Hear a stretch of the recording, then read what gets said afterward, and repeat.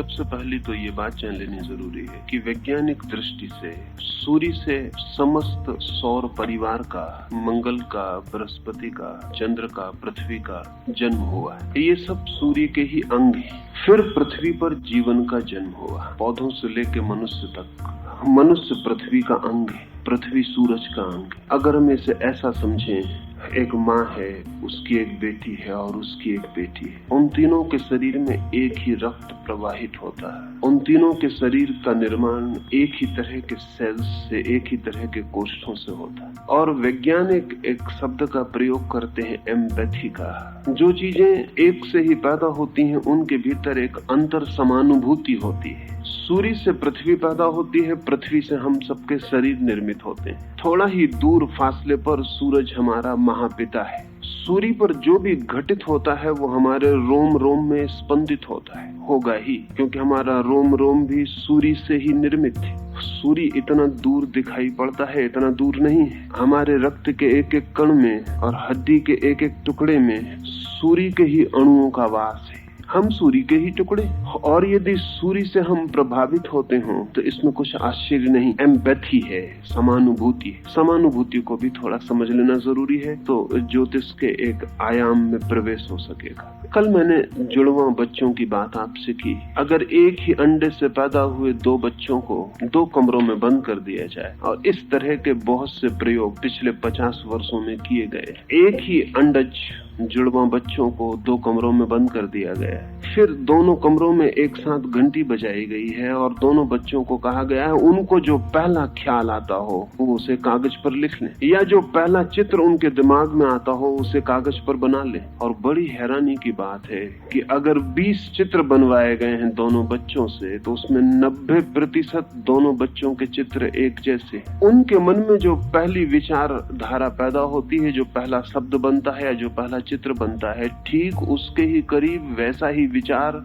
और वैसा ही शब्द दूसरे जुड़वा बच्चे के भीतर भी बनता और निर्मित होता है। इसे वैज्ञानिक कहते हैं एम्पैथी। इन दोनों के बीच इतनी समानता है कि ये एक से प्रतिध्वनित होते हैं। इन दोनों के भीतर अनजाने मार्गों से जैसे जोड़ है, कोई कम्युनिकेशन है। सूर्य और पृथ्वी के बीच ऐसा ही कम्युनिकेशन है, ऐसा ही संवाद है, प्रतिपल। और पृथ्वी और मनुष्य के बीच भी इसी तरह का संवाद है, प्रतिपल। तो सूर्य, पृथ्वी और मनुष्य, उन दोनों के, तीनों के बीच निरंतर संवाद है, एक निरंतर डायलॉग है। लेकिन वो जो संवाद है, डायलॉग है, वो बहुत गूढ़ है और बहुत आंतरिक है और बहुत सूक्ष्म। उसके संबंध में थोड़ी सी बातें समझेंगे तो ख्याल में आएगा। अमेरिका में एक रिसर्च सेंटर है, ट्री रिंग रिसर्च सेंटर। वृक्षों में जो वृक्ष आप काटें तो वृक्ष के तने में आपको बहुत से रिंग्स, बहुत से वर्तुल दिखाई पड़ेंगे। फर्नीचर पर जो सौंदर्य मालूम पड़ता है वो उन्हीं वर्तुलों के कारण है। 50 वर्ष से ये रिसर्च केंद्र वृक्षों में जो वर्तुल बनते हैं उन पर काम कर रहा है। प्रोफेसर डगलस अब उसके डायरेक्टर हैं, जिन्होंने अपने जीवन का अधिकांश हिस्सा वृक्षों में जो वर्तुल बनते हैं, चक्र बन जाते हैं, उन पर ही पूरा व्यय किया है। बहुत से तथ्य हाथ लगे हैं। पहला तथ्य तो सभी को ज्ञात है साधारणता, कि वृक्ष की उम्र उसमें बने हुए रिंग्स के द्वारा जानी जाती, क्योंकि प्रति वर्ष एक रिंग वृक्ष में निर्मित होता है। एक छाल वृक्ष छोड़ देता है, अपनी चमड़ी छोड़ देता है और एक रिंग निर्मित हो जाता है। वृक्ष की कितनी उम्र है, उसके भीतर कितने रिंग बने, इनसे तय हो जाता है। अगर वो 50 साल पुराना है, उसने 50 पतझड़ देखे हैं, तो 50 रिंग उसके तने में निर्मित हो जाते। और हैरानी की बात यह है कि इन तनों पर जो रिंग निर्मित होते हैं वो मौसम की भी खबर देते हैं। अगर मौसम बहुत गर्म और गीला रहा हो तो जो रिंग है वो चौड़ा निर्मित होता है। अगर मौसम बहुत सर्द और सूखा रहा हो तो जो रिंग है वो बहुत सकरा निर्मित होता है। हजारों साल पुरानी लकड़ी को काट के पता लगाया जा सकता है कि उस वर्ष जब ये रिंग बना था तो मौसम कैसा था, बहुत वर्षा हुई थी या नहीं हुई थी, सूखा पड़ा था या नहीं पड़ा था। अगर बुद्ध ने कहा है कि इस वर्ष बहुत वर्षा हुई, तो जिस बोधि वृक्ष के नीचे वो बैठे थे वो भी खबर देगा कि वर्षा हुई कि नहीं हुई। बुद्ध से भूल चूक हो जाए, वो जो वृक्ष है बोधि वृक्ष, उससे भूल चूक नहीं होती, उसका रिंग बड़ा होगा। छोटा होगा। डगलस इन वर्तुलों की खोज करते करते एक ऐसी जगह पहुंच गया जिसकी उसे कल्पना भी नहीं थी। उसने अनुभव किया कि प्रत्येक 11वें वर्ष पर रिंग जितना बड़ा होता है उतना फिर कभी बड़ा नहीं होता, और वो 11 वर्ष वही वर्ष है जब सूरज पर सर्वाधिक गतिविधि होती है। हर 11वें वर्ष पर सूरज में एक रिदम, एक लयबद्धता है। हर 11 वर्ष पर सूरज बहुत सक्रिय हो जाता है, उस पर रेडियो एक्टिविटी बहुत तीव्र होती है। सारी पृथ्वी पर उस वर्ष सभी वृक्ष मोटा रिंग बनाते हैं। एक आध जगह नहीं, एक आध जंगल में नहीं, सारी पृथ्वी पर सारे वृक्ष उस वर्ष उस रेडियो एक्टिविटी से अपनी रक्षा करने के लिए मोटा रिंग बनाते हैं। वो जो सूरज पर तीव्र घटना घटती है ऊर्जा की, उससे बचाव के लिए उनको मोटी चमड़ी बनानी पड़ती है उस वर्ष, हर 11 वर्ष। इससे वैज्ञानिकों में एक नया शब्द और एक नई बात शुरू हुई। मौसम सब जगह अलग होते हैं, यहाँ सर्दी है, कहीं गर्मी है, कहीं वर्षा है, कहीं शीत है, सब जगह मौसम अलग है। इसलिए अब तक कभी पृथ्वी का मौसम, क्लाइमेट ऑफ द अर्थ, ऐसा कोई शब्द प्रयोग नहीं होता था, लेकिन अब डगलस ने इस शब्द का प्रयोग करना शुरू किया, क्लाइमेट ऑफ द अर्थ। ये सब छोटे मोटे फर्क तो हैं ही, लेकिन पूरी पृथ्वी पर भी सूरज के कारण एक विशेष मौसम चलता है जो हम नहीं पकड़ पाते लेकिन वृक्ष पकड़ते हैं। हर 11वें वर्ष पर वृक्ष मोटा रिंग बनाते हैं, फिर रिंग छोटे होते जाते हैं, फिर 5 साल के बाद बड़े होने शुरू होते हैं, फिर 11वें साल पे जाके पूरे बड़े हो जाते हैं। अगर वृक्ष इतने संवेदनशील हैं और सूरज पर होती हुई कोई भी घटना को इतनी व्यवस्था से अंकित करते हैं, तो क्या आदमी के चित्त में भी कोई परत होगी? क्या आदमी के शरीर में भी कोई संवेदना का सूक्ष्म रूप होगा? क्या आदमी भी कोई रिंग और वर्तुल निर्मित करता होगा अपने व्यक्तित्व में? अब तक साफ नहीं हो सका। अभी तक वैज्ञानिकों को साफ नहीं है कोई बात कि आदमी के भीतर क्या होता है, लेकिन ये असंभव मालूम पड़ता है कि जब वृक्ष भी सूर्य पर घटती घटनाओं को संवेदित करते हों तो आदमी किसी भांति संवेदित ना करता हो। ज्योतिष जो जगत में कहीं भी घटित होता है वो मनुष्य के चित्त में भी घटित होता है, इसकी ही खोज है। इस पर हम पीछे बात करेंगे कि मनुष्य भी वृक्षों जैसी ही खबरें अपने भीतर लिए चलता है, लेकिन उसे खोलने का ढंग उतना आसान नहीं जितना वृक्ष को खोलने का ढंग आसान। वृक्ष को काटकर जितनी सुविधा से हम पता लगा लेते हैं, उतनी सुविधा से आदमी को काट के पता नहीं लगा सकते हैं। आदमी को काटना सूक्ष्म मामला है और आदमी के पास चित्त है, इसलिए आदमी का शरीर उन घटनाओं को नहीं रिकॉर्ड करता, चित्त रिकॉर्ड करता है। वृक्षों के पास चित्त नहीं है, इसलिए शरीर ही उन घटनाओं को रिकॉर्ड करता है। एक और बात इस संबंध में ख्याल ले लेने जैसी है, जैसा मैंने कहा कि प्रति 11 वर्ष में सूरज पर तीव्र रेडियो एक्टिविटी, तीव्र वैद्युतिक तूफान चलते हैं, ऐसा प्रति 11 वर्ष पर एक रिदम, ठीक ऐसा ही एक दूसरा बड़ा रिदम भी पता चलना शुरू हुआ है। वो है 90 वर्ष का सूरज के ऊपर, और वो और हैरान करने वाला है। और ये जो मैं कह रहा हूँ ये सब वैज्ञानिक तथ्य हैं। ज्योतिषी इस संबंध में कुछ नहीं कहते हैं, लेकिन मैं इसलिए ये कह रहा हूँ कि इनके आधार पर ज्योतिष को वैज्ञानिक ढंग से समझना आपके लिए आसान हो सकेगा। 90 वर्ष का एक दूसरा वर्तुल है जो कि अनुभव किया गया है। उसके अनुभव की कथा बड़ी अद्भुत है।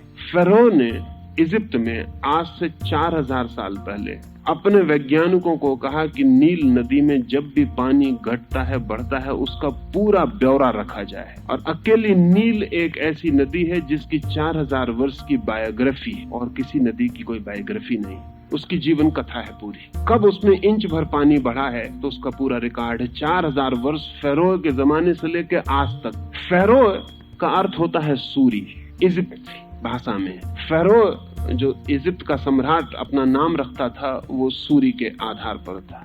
और इजिप्ट में ऐसा ख्याल था कि सूर्य और नदी के बीच निरंतर संवाद है। तो फेरो जो कि सूर्य का भक्त था, उसने कहा कि नील का पूरा रिकॉर्ड रखा जाए।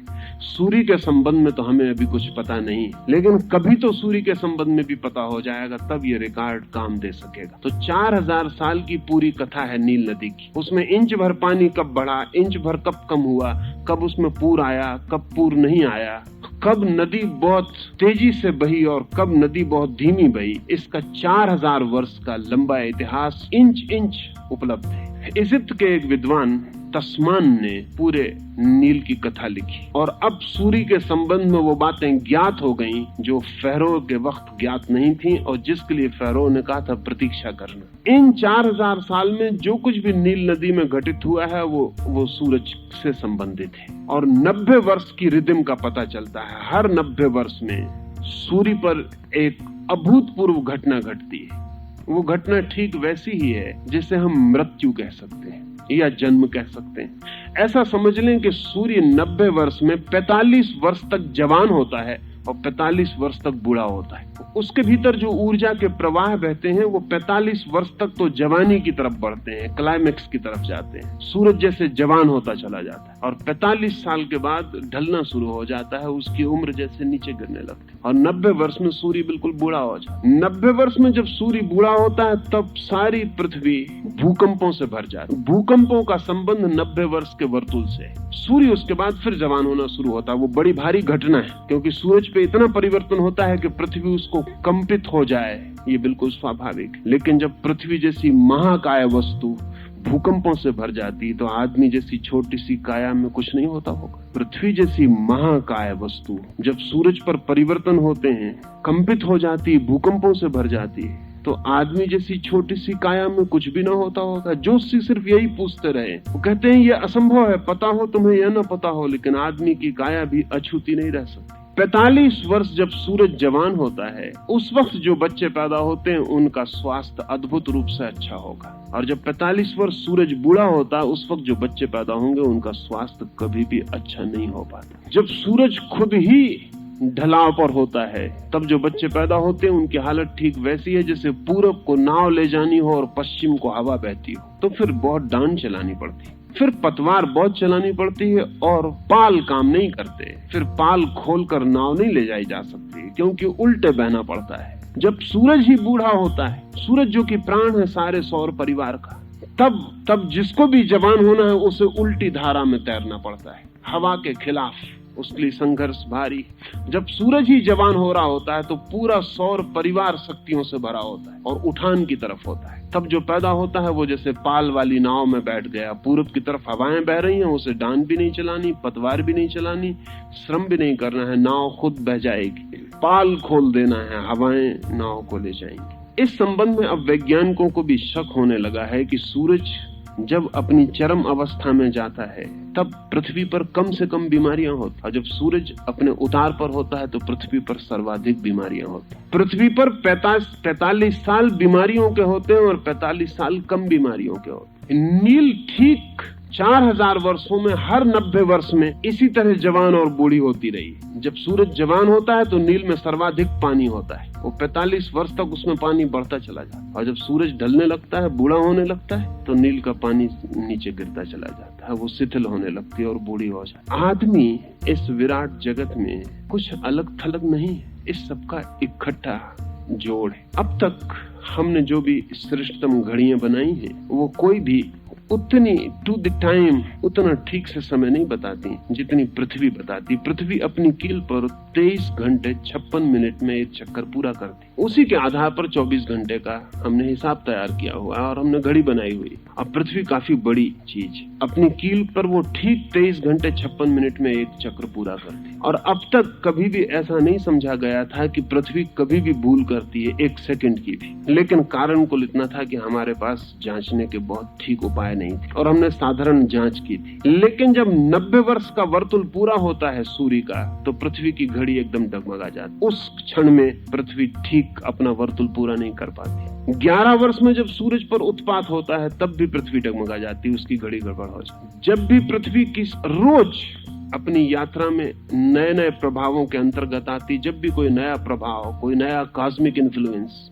कोई महातारा करीब हो जाता, करीब का मतलब इस महाकाश में बहुत दूर होने पर भी चीजें बहुत करीब है, जरा सा करीब आ जाता। हमारी भाषा बहुत समर्थ नहीं है क्योंकि जब हम कहते हैं जरा सा करीब आ जाता हम सोचते हैं शायद जैसे हमारे पास कोई आदमी आ गया। नहीं, फासले बहुत बड़े हैं, उन फासलों में जरा सा अंतर पड़ जाता है जो कि हमें कहीं पता भी नहीं चलेगा, तो भी पृथ्वी की कील डगमगा जाती है।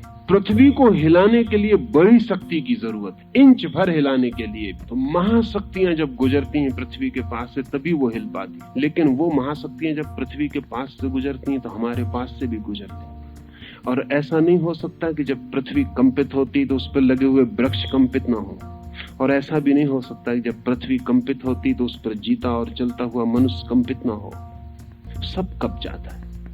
लेकिन कंपन इतने सूक्ष्म हैं कि हमारे पास कोई उपकरण नहीं थे अब तक कि हम जांच करते कि पृथ्वी कब जाती है। लेकिन अब तो उपकरण है, सेकंड के 1000वें हिस्से में भी कंपन होता है तो हम पकड़ लेते हैं। लेकिन आदमी के कंपन को पकड़ने के उपकरण अभी भी हमारे पास नहीं। वो मामला और भी सूक्ष्म। आदमी इतना सूक्ष्म है और होना जरूरी है, अन्यथा जीना मुश्किल हो जाए। अगर 24 घंटे आपको चारों तरफ के प्रभावों का पता चलता रहे तो आप जी ना पाए।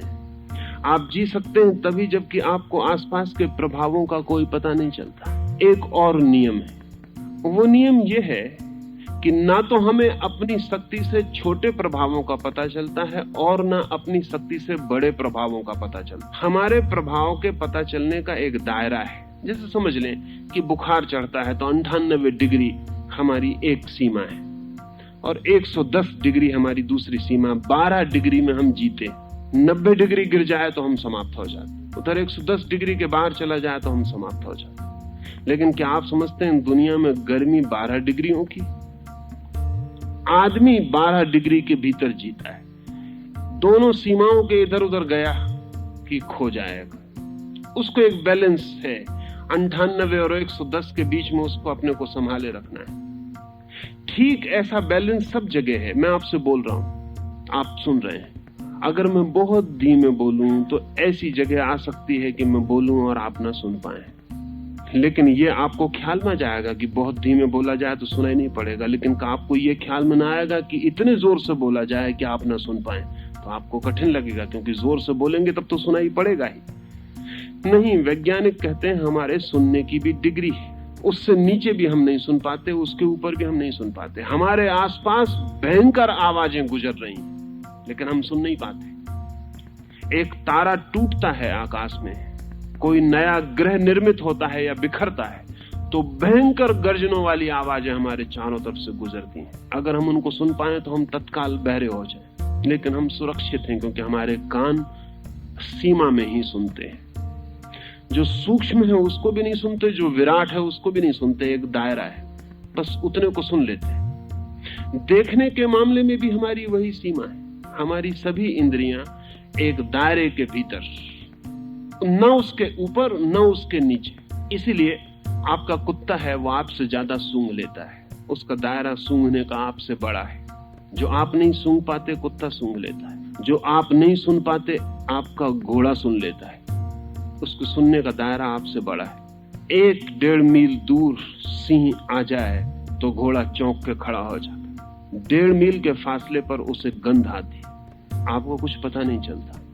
अगर आपको सारी गंध आने लगे जितनी गंध आपके चारों तरफ चल रही हैं तो आप विक्षिप्त हो जाएं। मनुष्य एक कैप्सूल में बंद है, उसकी सीमांत है, उसकी बाउंड्रीज है। आप रेडियो लगाते हैं और आवाज सुनाई पड़नी शुरू हो जाती। क्या आप सोचते हैं जब रेडियो लगाते हैं तब आवाज आनी शुरू होती? आवाज तो पूरे समय बहती ही रहती है, आप रेडियो लगाएं या ना लगाएं। लगाते हैं तब रेडियो पकड़ लेता है, बहती तो पूरे वक्त रहती। दुनिया में जितने रेडियो स्टेशन हैं सबकी आवाजें अभी इस कमरे से गुजर रही हैं। आप रेडियो लगाएंगे तो पकड़ लेंगे, आप रेडियो नहीं लगाते हैं तब भी गुजर रही हैं, लेकिन आपको सुनाई नहीं पड़ रही, आपको सुनाई नहीं पड़ रही। जगत में न मालूम कितनी ध्वनियां हैं जो चारों तरफ हमारे गुजर रही, भयंकर कोलाहल है। वो पूरा कोलाहल हमें सुनाई नहीं पड़ता, लेकिन उससे हम प्रभावित तो होते ही हैं। ध्यान रहे, वो हमें सुनाई नहीं पड़ता लेकिन उससे हम प्रभावित तो होते ही हैं। वो हमारे रोए रोए को स्पर्श करता है, हमारे हृदय की धड़कन को छूता है, हमारे स्नायु को कपा जाता है। वो अपना काम तो कर ही रहा है, उसका काम तो जारी है। जिस सुगंध को आप नहीं सूंघ पाते उसके अणु भी आपके चारों तरफ अपना काम तो कर ही जाते हैं, और अगर उसके अणु किसी बीमारी को लाए हैं तो वो आपको दे जाते हैं। आपकी जानकारी आवश्यक नहीं है, किसी वस्तु के होने के लिए। ज्योतिष का कहना है कि हमारे चारों तरफ ऊर्जाओं के क्षेत्र हैं, एनर्जी फील्ड्स हैं, और वो पूरे समय हमें प्रभावित कर रहे हैं।